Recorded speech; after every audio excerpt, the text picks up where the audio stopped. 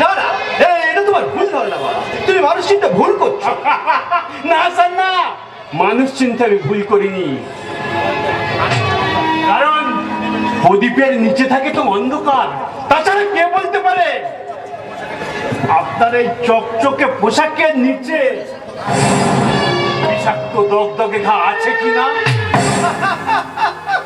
যাক বলো, এখন এই দেবদত্ত প্যালেসে আগমনের উদ্দেশ্যটা কি? উদ্দেশ্য দিব হচ্ছে, তবে তার আগে আমার পাওনাটা দিন। তোমার পাওনা? কিসে পাওনা? অবাক হয়ে গেলেন স্যার। ভিক্ষে, আর আমার ভিক্ষের সর্বনিম্ন রেট হলো 500 টাকা। কয়দিন?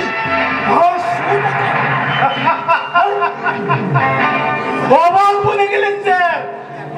একটা সরকারি কর্মচারীর বেতন যখন 500 থেকে 25,000 হয়, তখন আপনারা অবাক না হয়ে খুশি হন।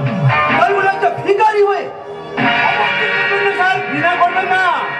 ভিখারি হলেও আমরা মানুষ, আমাদেরও একটা সংসার আছে, সুখ দুঃখ হাসি কান্না আছে। সেই জন্যই তো ওই সব নেতাদের আমি বলেছিলাম, দাদা সমাজের সর্বস্তরে মানুষের জন্য নেতা আছে, ইউনিয়ন আছে, মন্ত্রী আছে, কিন্তু আমাদের জন্য কেউ নেই। তাই আমাদের জন্য একটা ভিখারি মন্ত্রী করে দিন। তোমার কথায় তো কেউ কর্ণপাত করেনি। করবে কেন স্যার, করবে কেন? কারণ ওরা যে জাত ভিখারি, ওরা ভিখারির ঘরেও ভিক্ষা করতে যায়। তোমার তো আমি একটি পয়সাও ভিক্ষা দেবো না। কেন দেবেন না?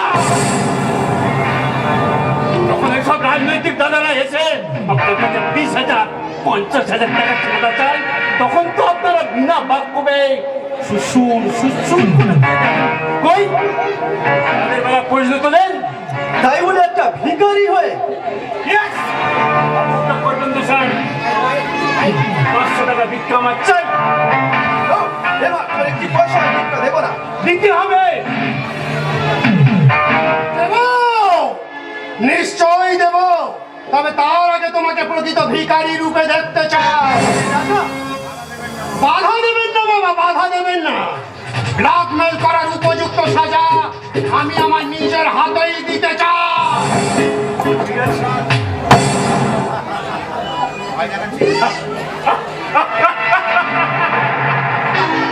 ভয় দেখাচ্ছ তুমি? আমাকে ভয় দেখাচ্ছ? তোমার ওই ভয়ে এই মুকুটহীন সম্রাট ভয় করে না। 500 টাকা ভিক্ষা চাই। No, never! একটি পয়সাও তোমার ভিক্ষা দেবো না। কেন দেবেন না? দেবেন না? যখন এই যুগের দাদারা আপনাদের কাছে ডোনেশন চাই, তখন তো আপনারা বিনা বাক্যবে তাদেরকে ওইসব টাকা তুলে দিয়ে দেন। তাহলে আমাদেরকে কেন দেবেন না? তাহলে বেশ, এই নাও 500 টাকা। এই টাকাটা কোন কাজে লাগবে? খোঁজ নিলে দেখতে পাবেন স্যার, আপনার ওই লাখ টাকা দামের ভোটটা বিনা বাক্যবে যখন এইসব কুচক্রী নেতাদের হাতে তুলে দিয়ে দেশ ও দেশের যতটা ক্ষতি করেন, আমার এই 500 টাকাটা কতটাই ভালো কাজে লাগতেছে। আচ্ছা স্যার,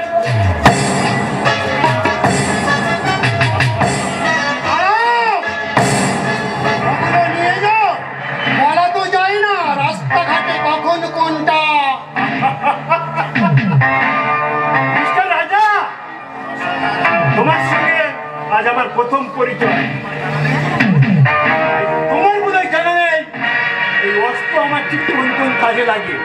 ঠিক আছে, চিন্তা করতে হবে না, যথা সময়ে উপযুক্ত পরিচয় আমি দিয়ে দেবো। চলি স্যার, অন্য দ্বারে ভিক্ষা করতে চললাম। বাবা, 500 টাকা এইভাবে নষ্ট করলেন? হে রাজা, স্বামীজি বলেছেন, জীবে প্রেম করে যে জন সেই জন সেবিছে ঈশ্বর। আমি সেই জীবের কল্যাণে সর্বস্ব বিলিয়ে দিতে পারি, কিন্তু একটি পয়সা অপচয় করতে রাজি নই। কিন্তু বাবা, এই মাত্র ওই গুন্ডাটার হাতে যে টাকাটা তুলে দিলেন, ওই টাকাটা মানুষের কল্যাণে রাখবে। কারণ ওই বেজম্মা ভিখারি সম্রাট হলো একজন বিখ্যাত সমাজসেবক। বাবা, এই কি বলছেন আপনি? ঠিকই বলছি, আমি আমার পিতৃ দত্ত এই বিশাল সম্পদ দুস্থ মানুষকে দান করে আজ আমি বিখ্যাত সমাজসেবক। আর এই সম্রাট গুন্ডামি করে, ভিক্ষা করে, কখনো বা মৌট বয়ে সে বস্তিবাসীর সেবা করে তাদের কাছে কলির ভগবান। হ্যাঁ রাজা, ওই সম্রাট যখন বস্তিবাসীর মধ্যে দিয়ে তখন বস্তিবাসী লোকেরা সমাজ করে চিৎকার করে গেয়ে উঠে বলে, আসছে আসছে কলির ভগবান, ঈশান বন্ধু হাত ধরে ধীর দুঃখী ধরে ধরে শয়তান চক্র গান করে। আসছে কলির ভগবান, আসছে কলির ভগবান, আসছে কলির ভগবান।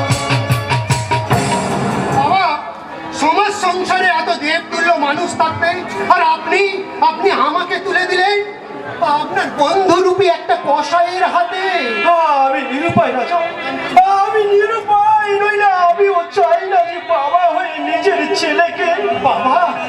মানুষ রূপী শয়তানের হাতে তুলে দিতে, তাই না মিস্টার গোসাল? কে আপনি? তোমার বাবার বন্ধু মিস্টার ডিডি সাহেবের হোটেল ম্যানেজার রক্তিম ব্যানার্জি। রক্তিম তোমার সাহেব, আপনার কাছে জানতে চেয়েছে যে নিরীহ মানুষের দক্ষিণ নদী কিনে তাদের কাছে কলির ভগবান সাজতে গিয়ে তাকে দেওয়া প্রতিশ্রুতি কথা ভুলে গেছেন কিনা? না না রক্তিম, আমি ভুলিনি। আমি ভুলে গেছেন কিনা ওই ডিডি সাহেবই একদিন আপনাকে মৃত্যুর হাত থেকে বাঁচিয়েছিল আর তারই বিনিময়ে আপনি তাকে প্রতিশ্রুতি দিয়েছিলেন? আমি আমার ছোট ছেলে রাজাকে তার হাতে তুলে দেব। আর সেই ছেলেকে দিয়ে আপনার সাহেব দুনিয়ায় যত কুকাজ আছে করাবেন, তাই না মোস্তার ভাই? তিনি কি করাবেন আর না করাবেন তার বিচার করার অধিকার তোমার আমার নেই।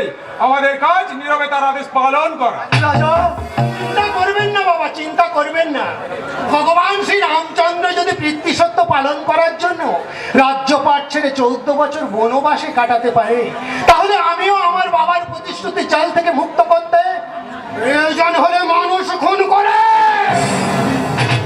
তাহলে কবে খাবো? খাটতে পারবো বাবা, জেল খাটতে পারবো। রাজা তুমি জানি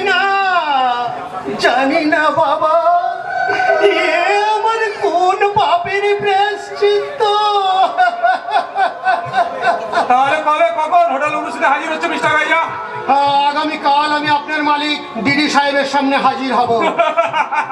মিস্টার রাজা, গত 10 বছর এই হোটেলে আমি চাকরি করছি, এখনো আসলে জানি না ডিডি সাহেব কে। আর প্রথম দিনেই তুমি তার দর্শন পাবে এমন সৌভাগ্য নাও হতে পারে। তাহলে তুমি শুধু হোটেল উর্বশীতে হাজির থাকবে আর তার নির্দেশ মাথা হেড করে পালন করবে। That's all. It is your duty. না না, আমি তোকে কোথাও যেতে দেবো না রাজা। প্রয়োজনে আমি মিথ্যাবাদী সাজবো তবু। না না বাবা না, ছেলে হয়ে আমি আপনার এই সত্যবাদী সমাজ সেবক চরিত্রে এতটুকু কালির আঁচড় লাগতে দেব না।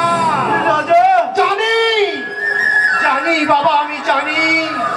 Adjustment is your education. তাই তো ওদের মতো শয়তানদের সঙ্গে শয়তানি করে ওদেরকে আমি বুঝিয়ে দেব মানুষের অসাধ্য কিছু নেই। ঠিকই বলছো ছোটদা, সত্যি মানুষ চাইলে সব পারে। স্যার এতখানি আত্মত্যাগের কথা সারা এক নিমেষের মধ্যে ভুলে গেল কি করে? তাই মানে এক সপ্তাহ আগে এক রাশ টাকা খরচ করে স্যার একটা মেয়ে দিয়ে দিলেন। তার অষ্টমঙ্গলা হয়নি, সারা মেয়েটাকে তাড়িয়ে দিয়েছে। বিপন্তরণ কি বলছো তুমি? কি বলছি স্যার? বয় পড়ে অজুহাতে রূপাকে তার শ্বশুর বাড়ি থেকে। না না, এই চিন্তার কোনো কারণ নেই। আমি সেই জন্য তো আপনার কাছে এলাম স্যার। রূপা তার মায়ের কান্না। ঠিক আছে, এই চিন্তার কোনো কারণ নেই। দেবদত্ত ঘোষাল এত সহজে ছাড়বে না। সে তো আমি জানি স্যার, কিন্তু ওদের মামের কান্নাকাটি আমি একেবারেই সহ্য করতে পারছি না। তুমি যাও, আমি আসছি। সামান্য কটা টাকার জন্য আমার এলাকায় কেউ অন্যায় অবিচারের শিকার হয়ে কাঁদতে পারে, আমি তো কাঁদতে দেবো না। যাক, স্যার যখন দায়িত্ব নিয়েছেন আমি একেবারে নিশ্চিন্ত।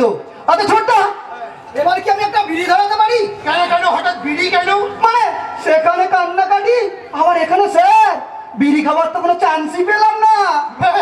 বেশ, তুমি একটা বিড়ি ধরাও। থ্যাংক ইউ ছোট্টা, থ্যাংক ইউ।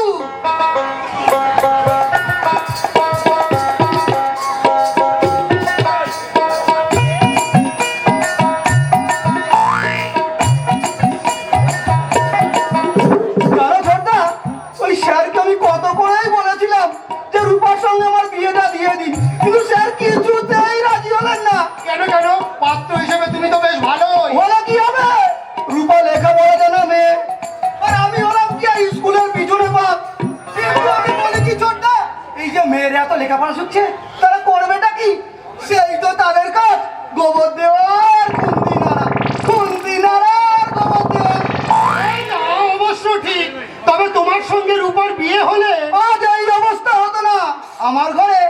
রূপা বেশ সুখেই থাকতো। হ্যাঁ তা থাকতো, তবে কিছুদিন পরে না ওই রূপাকে গলায় দড়ি দিয়ে মরতে হতো। কেন কেন কেন?